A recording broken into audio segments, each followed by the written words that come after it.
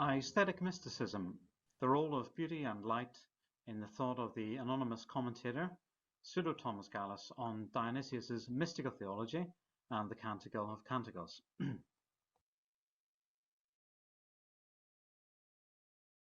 Aesthetic mysticism, the role. For students of Dionysius the Areopagite, the importance of beauty has always been well appreciated. As Dionysius says in Divine Names 4.10, to put the matter briefly, all being derives from, exists in, and is returned towards the beautiful and the good.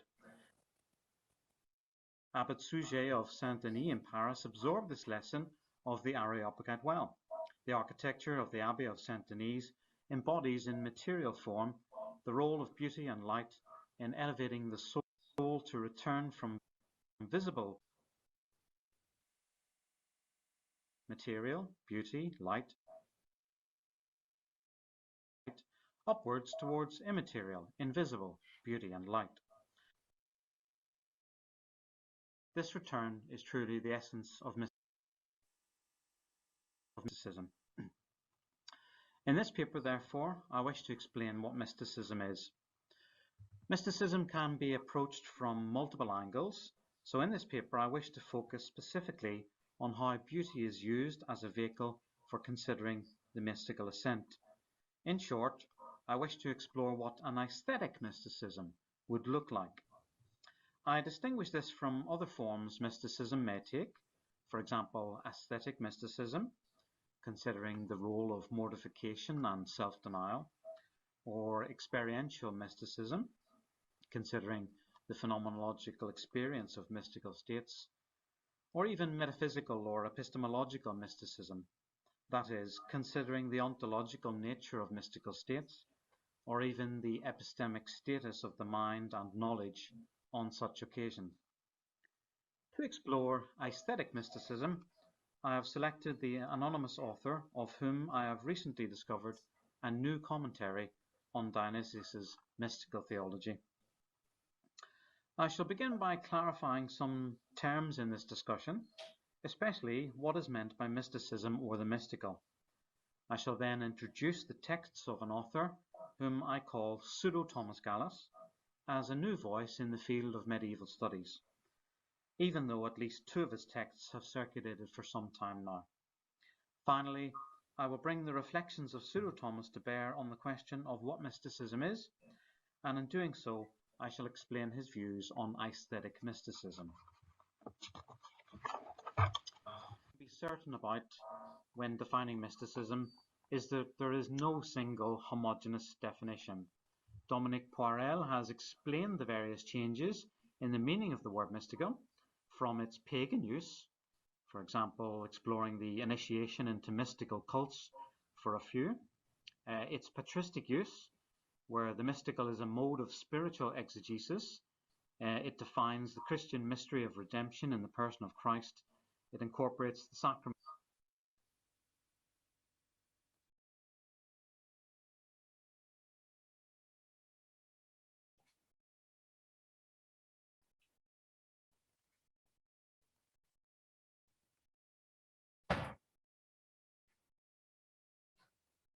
which actualize Christ's mystery for believers.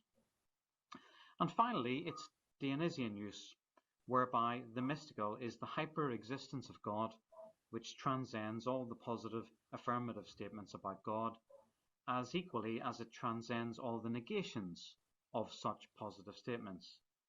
The mystical God is the negation of all negations.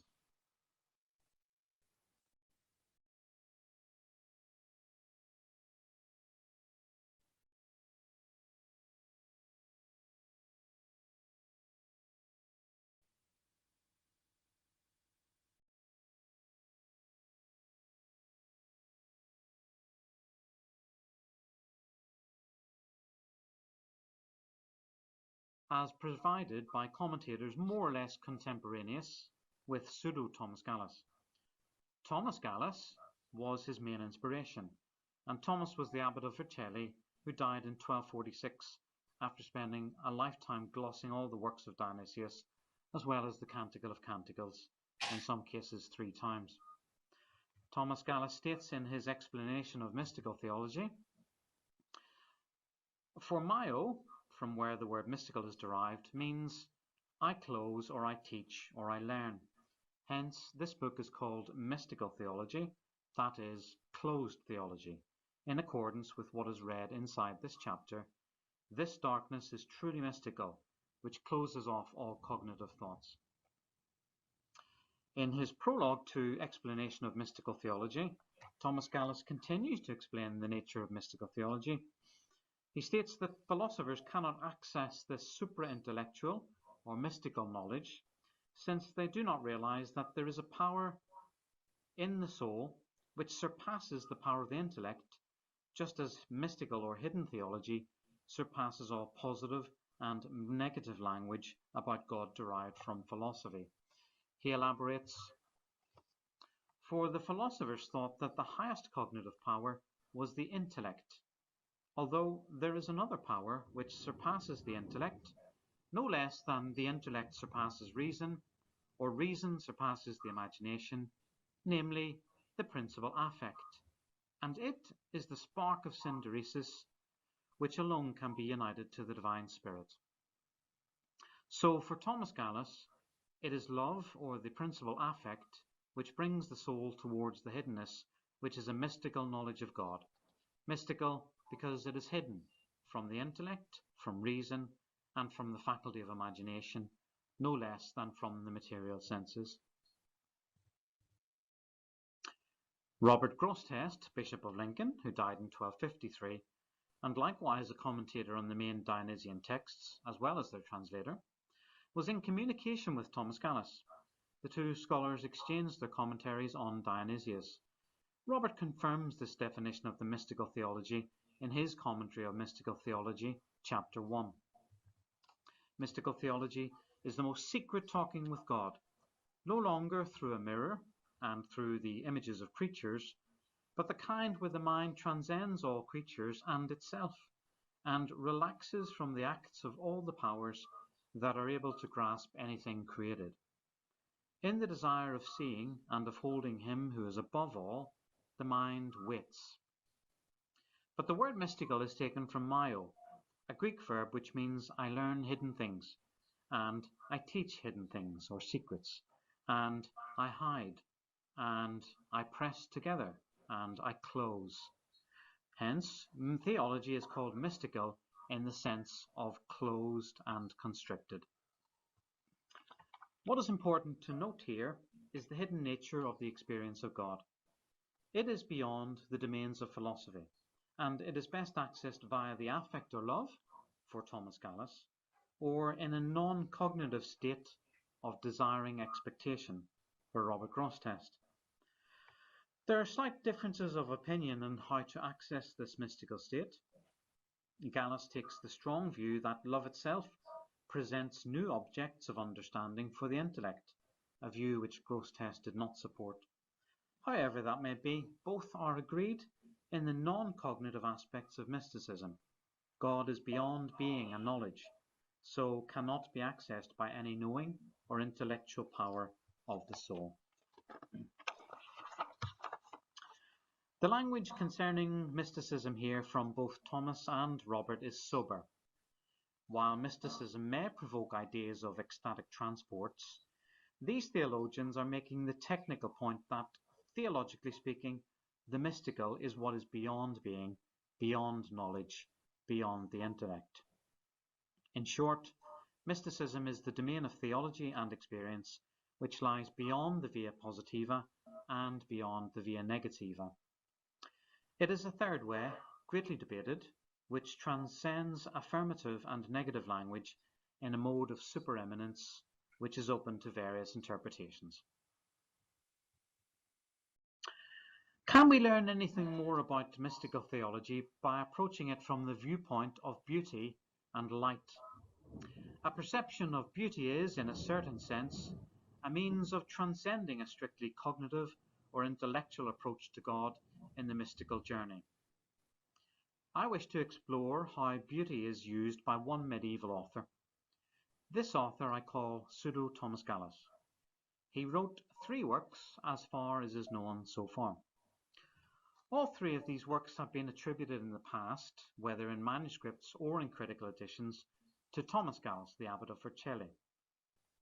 In a forthcoming study in Brett Paul's Library of Christian Sources, I published these 3 texts with English translations and accompany them with a general introduction outlining the style of this author and concluding that they are not genuine works of Thomas Gallus. Hence, I name this author Pseudo-Thomas Gallus. The Pseudo-Thomas Gallus was, however, certainly aware of Thomas of Vercelli and indeed quotes the abbot's writings in his own commentaries.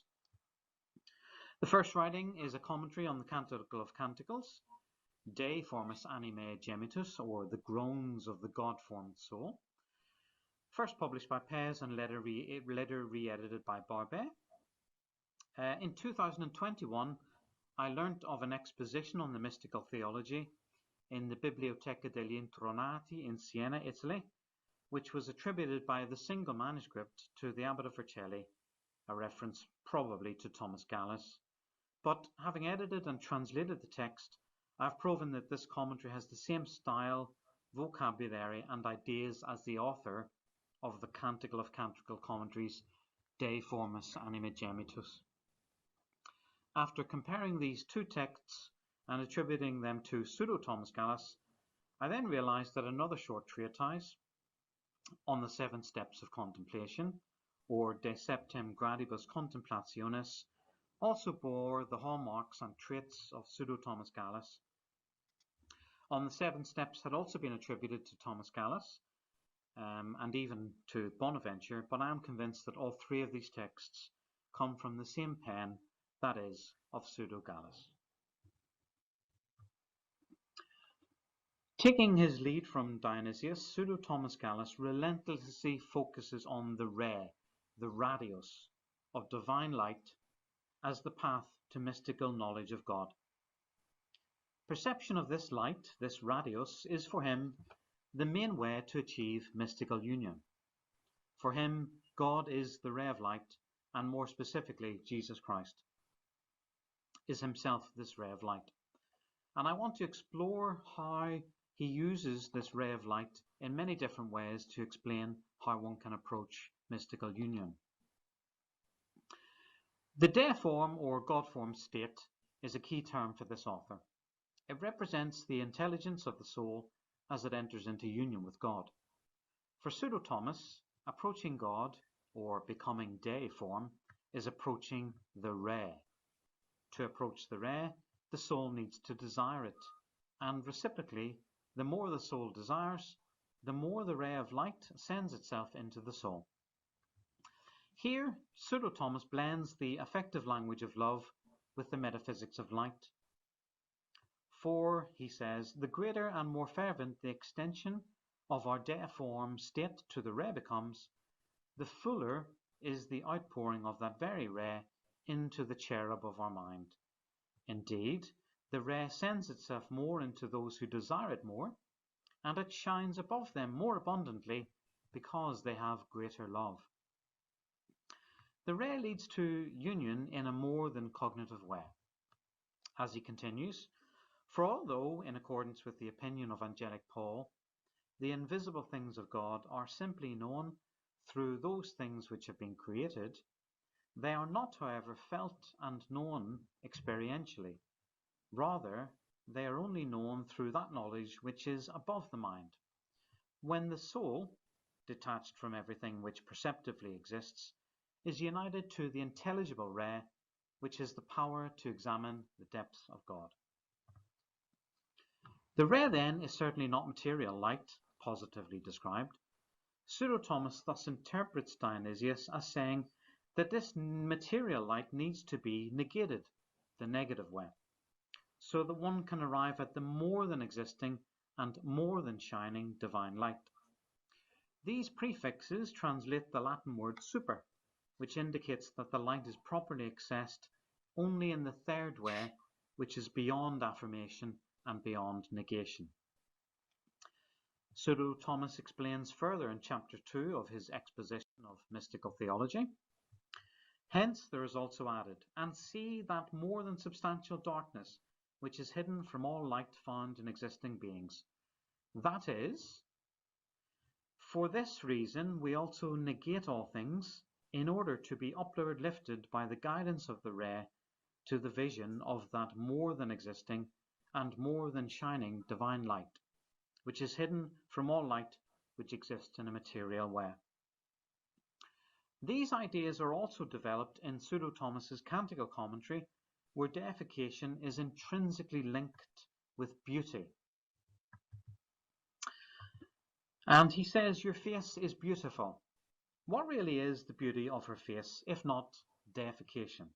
That is, intellectual assimilation to and union with God. Hence, the more the assimilation is similar and the union deeper, the more the deification is divine. And because of this, the more the enlightenment given to the beautiful intelligence is clear, so that pure meditation may follow. Oh, the truly lovable love of the more than lovable crucified one. Hence, beauty is a consequence or a result of deification, which in turn is defined as intellectual union with God. The more the soul is intellectually united to God, the more enlightenment is given in turn to that intelligence, an intelligence which is described as being, therefore, beautiful. The more than bright ray is, paradoxically, also described as being darkness. The more one perceives the light of the ray, the more one enters into darkness.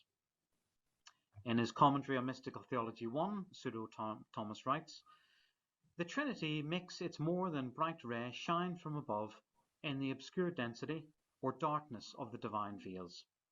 It makes the person who enters the ray to have no perception and to be invisible above the act of union, so that he neither feels that he is touching anything or being touched by anything, nor on the other hand perceives that he sees or is seen.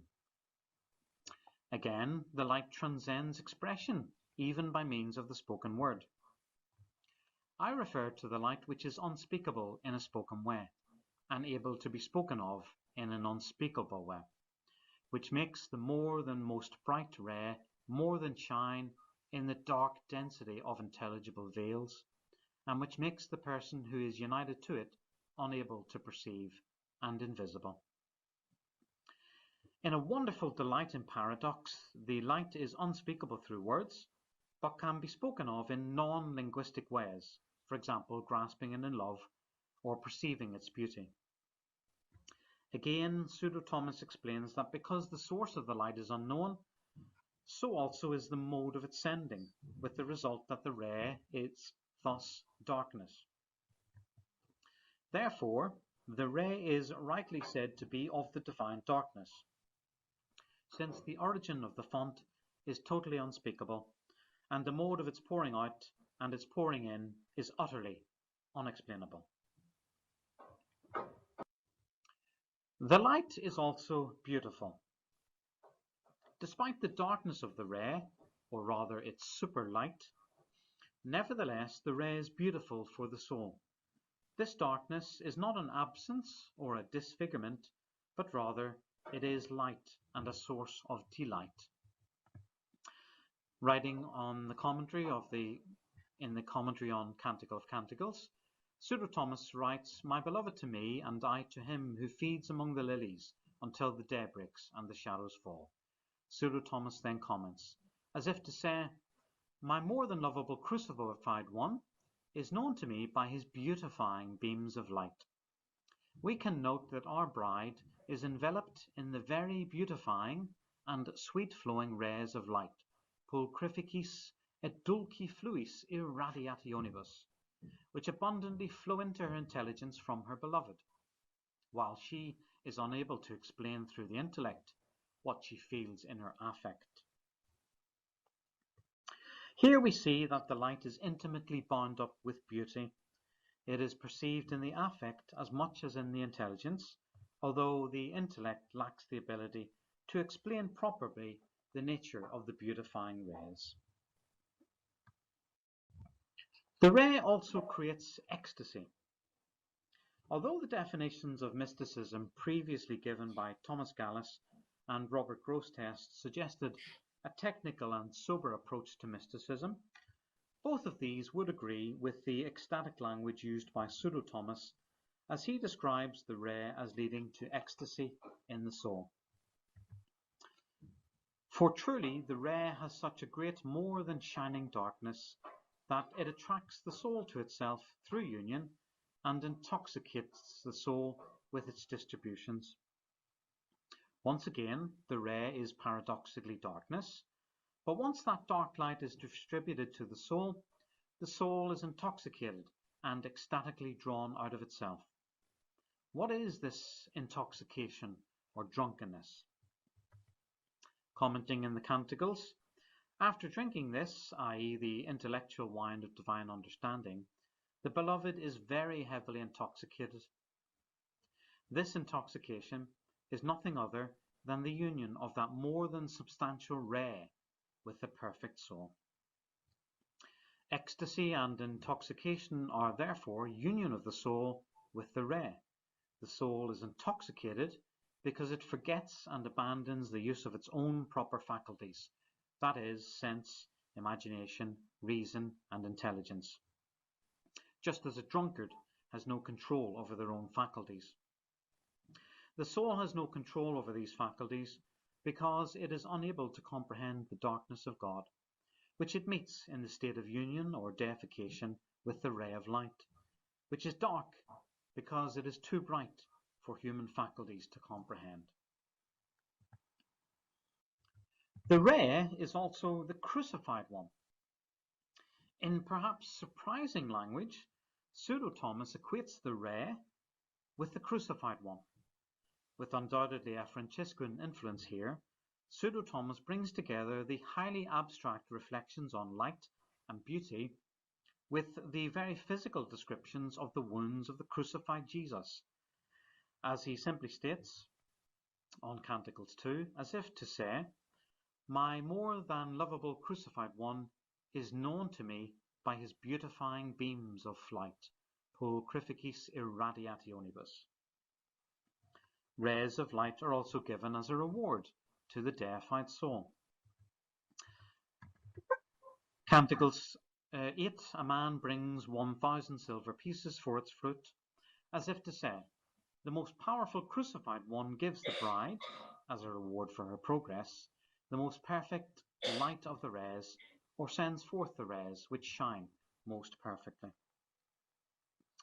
In a more developed passage, Pseudo-Thomas develops a spirituality of light and the crucified one.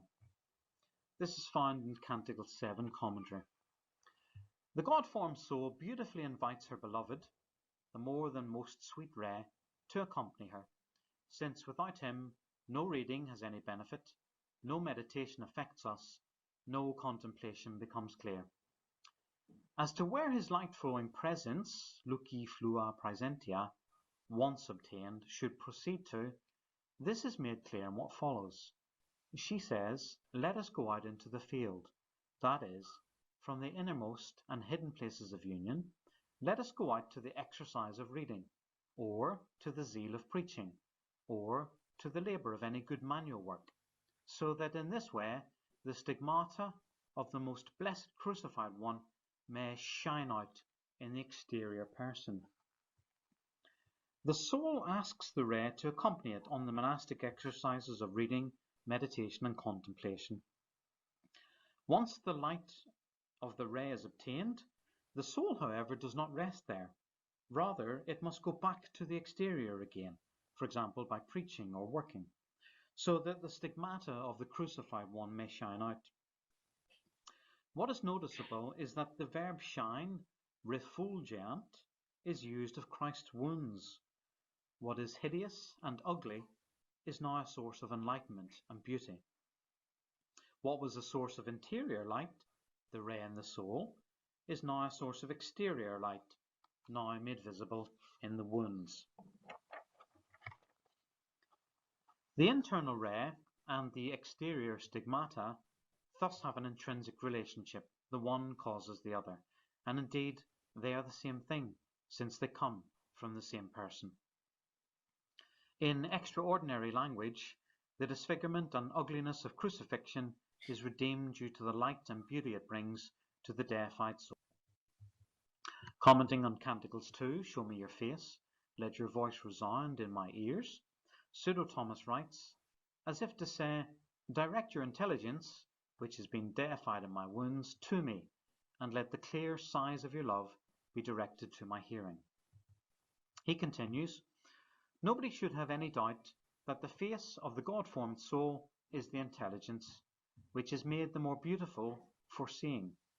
The more it becomes able to deify itself through constantly imagining the most divine crucified one. Again, seeing or reflecting in the imagination the wounds of Christ crucified, seeing these wounds leads to beauty and to deification for the soul. So what is really important in Pseudo Thomas is this lexical field of light. He uses an exotic and hyperbolic language to describe the rays. His text is itself beautiful as he strives to make style serve the needs of content, that is, to make his words commensurately beautiful with the beautiful rays.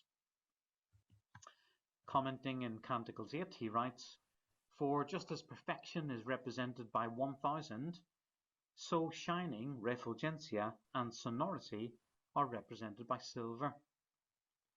There is not the slightest doubt that all of these exist in those most blessed rays, for the rays are most perfect, as they eternally emanate most splendidly, refulgentissimi, from the eternal sun, since they shine resplendentes more than substantially, and as they most sonorously give delight supermentally and turn the soul totally to the joys of the angels. Therefore, the more happily the God-formed soul is enriched by the distribution of the intelligible rays, the more pleasingly it is accepted by the Beloved himself. The Latin words give a flavour of the explosion of words for light, with which his text itself, so to speak, shines. Other words which saturate the text include claritas, brightness, candidus, lucens, lux, luculentus, lumen, illuminatio, irradiatio, fulgor, etc. Truly, the content and style of Pseudo Thomas serves the same end or purpose. The ray of light is the divine excellence which shines just as beautifully as Pseudo Thomas's text does, with a wide range of vocabulary of the language of light. The ray of light is also sweetness and heat. In a striking polyptyton of words, Thomas speaks of dulci fluas luminositates or luci fluas dulcedenitates, sweet flowing light and light flowing sweetness. Therefore, light and sweetness are intimately connected. Knowledge provides sweet delight, and delight moves the soul to seek new knowledge in an endless circulation. Affect and intellect are jointly nourished at the same source of the light, light which gives sweetness to the affections, and light which enlightens the intellect. As Pseudo Thomas writes, the ethereal spirits beautifully call the devoted soul a sister, because they, along with her, are streams and sparks coming from the same more than substantial font and light, and heirs to the same more than blessed glory. Therefore, in this matter, the God-formed soul should employ its very wide affect and very powerful intellect, so that it may be able to receive the sweet-flowing light and light-flowing sweetness which emanate abundantly. In another text, Pseudo Thomas Gallus shifts the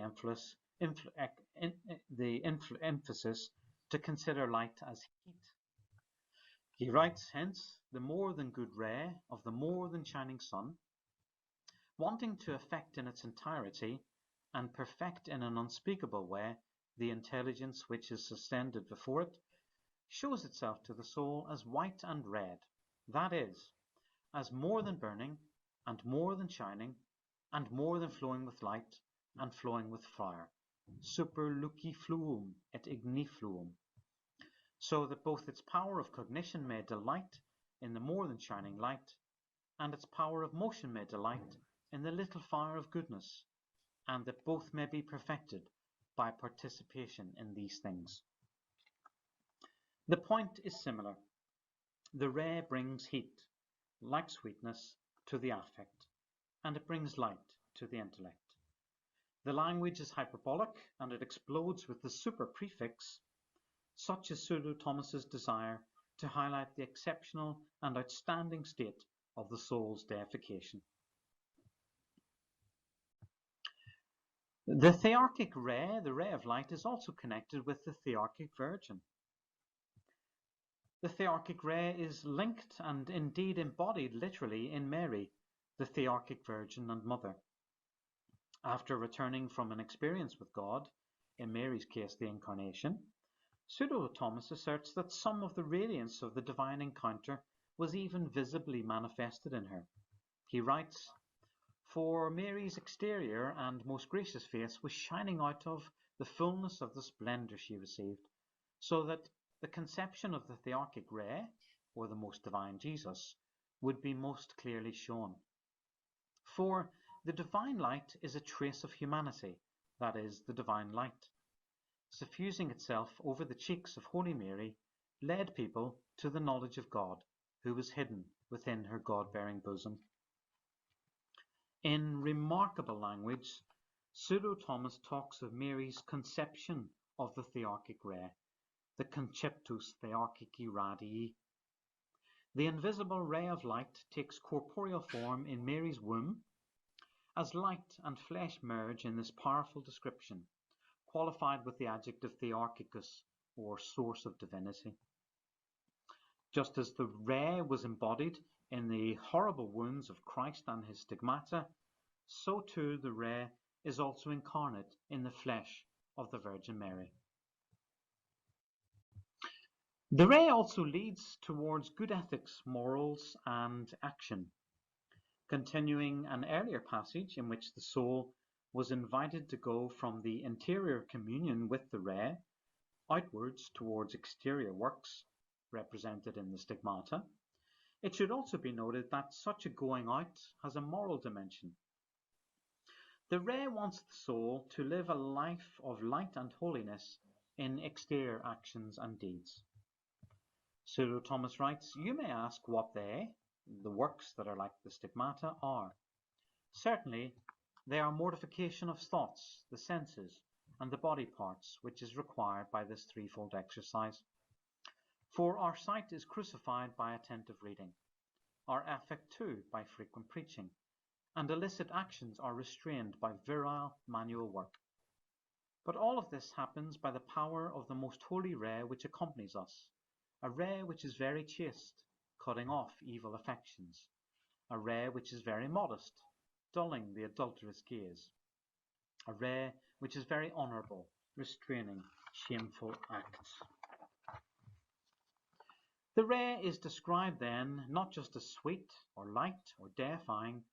The light must be manifested in deeds of light, so that the ray is also qualified as chaste, holy, modest, and honourable, and as leading to similarly chaste, modest, holy, and honourable actions.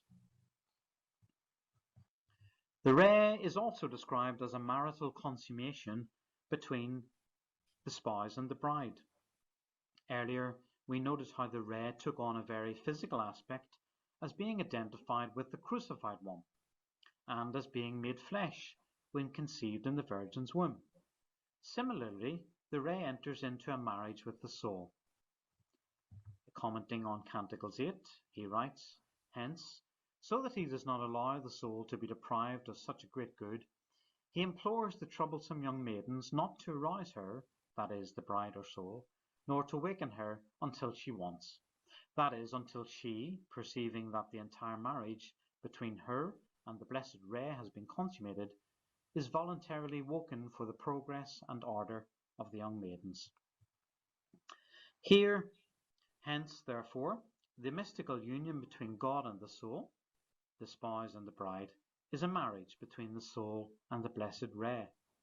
Stylistically, the hyperbaton of totum and connubium seems to envelop or enclose the bride and the Re in a verbal union which imitates the spiritual union. For Pseudo-Thomas, the Re is interchangeable with everything Scripture tells us about God and Christ. Finally, the ray of light and beauty comes from love. It's worth signalling that the ray cannot be divorced from love. All the beauty of the God-formed or deified soul originates in love. Indeed, it should be known that all the beauty of a God-formed soul draws its lustre, refulget, from the soul itself when it burns with love. For the entire splendor of beauty depends on the power of love. If then you desire to shine through beauty, it is necessary for you first of all to burn through love. Hence, just as the ray is light and leads to good actions and creates beauty in the soul, it can be seen that for Pseudo-Thomas there is an unbreakable unity in all the transcendental properties of the bright, the beautiful, and the good. The ray is not just an object of detached and disinterested observation, but an object of love and desire. Finally then, having explored the way in which Pseudo-Thomas characterizes the ray, it may be worth just ending by thinking about who he may be. There are some clues in his writings. Possibly he's a Victorine writing in Paris. There are notable Franciscan influences when we see words like the stigmata, the crucified one, the role of the Virgin Mary, as well as some monastic or Victorine elements when he talks about lectio, meditatio, ratio, contemplatio, as well as manual work. He does talk about going on a journey to the Cenobium or monastery of Saint Denis in Paris, and he does speak of one of our theologians, someone who characterizes the names of the Trinity as being essential, personal, and accidental. Until we can find an identification, I've preferred to use the title Pseudo-Thomas Gallus because he's so connected to the writings of the original Thomas Gallus. I'd like to thank you in conclusion very much for listening to me, and I'm very happy to receive any questions that may be sent via email. Thank you very much and good afternoon.